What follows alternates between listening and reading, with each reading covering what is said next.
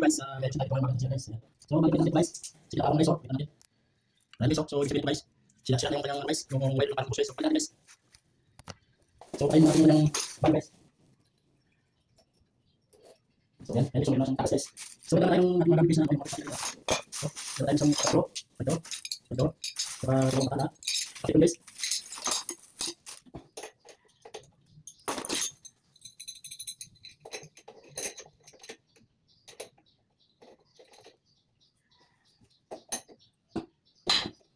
Guys, so hanapin natin yung yan. Ang ating bulb guys, so naiwan sa loob yung kanyang ano.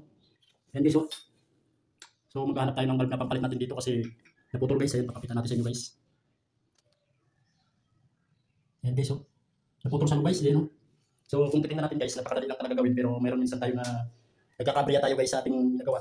Nakalain natin na napakadali lang gawin, pero tayo pati yung ating camera guys, nasa damay kasi biglang bumulwak yung tubig guys. So pero magawa natin pa rin guys.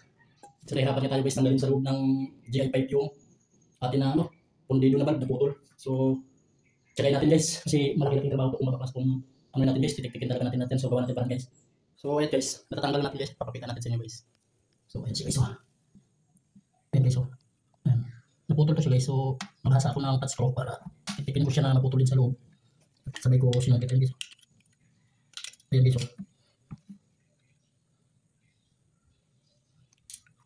so lesson learned guys. Kung sakaling maglagay kayo ng mga bulb nyo, huwag kayo maglagay ng pundido guys. Kasi karamihan pagka ni-repair natin, napuputol siya sa loob. So katulad dito guys, so di ba? Tagal natin siyang tinanggal sa loob kasi naputol.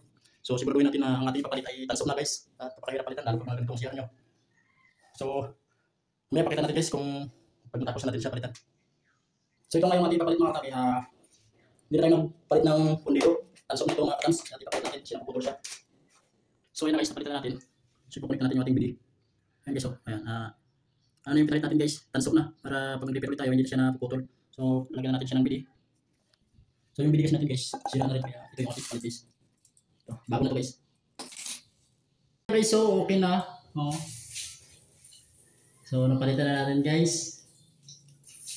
Successful yung ating ginawa guys. At buti na lang natanggal natin yung bumara na ay yung naputol na pundido. So okay na rin yung bidi natin guys kasi bago na ito. Puro stainless yung kanyang ano. So thank you for watching guys.